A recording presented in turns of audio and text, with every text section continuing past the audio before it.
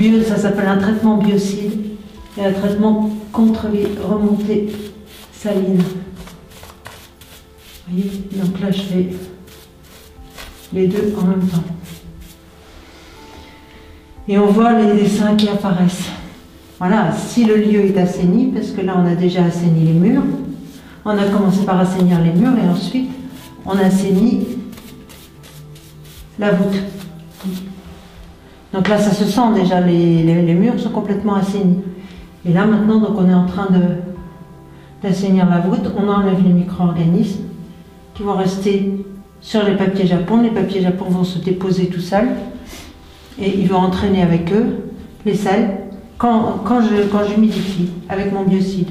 Premièrement je le fais, je le dissous et le papier japon quand il va faire un appel, enfin dans la mesure où il y a aussi de l'eau distillée, ça fait un appel d'eau. L'eau ramène avec elle à la surface en séchant, elle ramène avec elle les sels.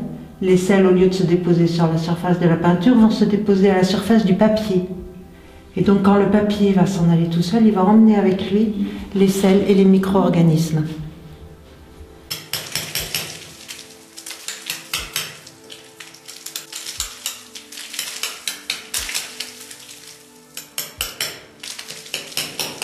Et ça permettra une sortie, parce que vous avez vu, on a encore l'enduit de chaud là, que j'avais fait depuis mardi.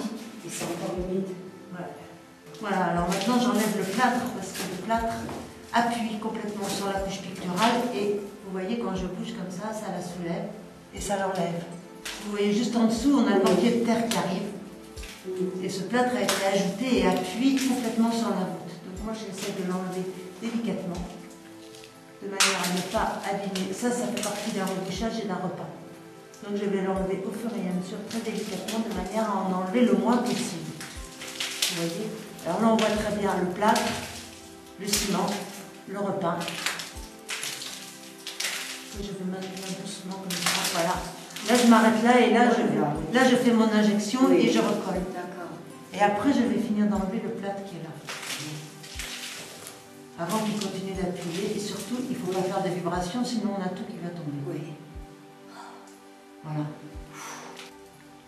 Voilà, maintenant j'injecte donc le lien acrylique afin de consolider et de mouiller en profondeur pour permettre l'accroche de l'enduit qu'on va mettre et le solant. Alors il faut que ça se maintienne suffisamment et demain on pourra seulement finir demain d'enlever le plâtre. Quand ça sera solidifié, parce que sinon là la moindre vibration. La moindre vibration va tout faire tomber.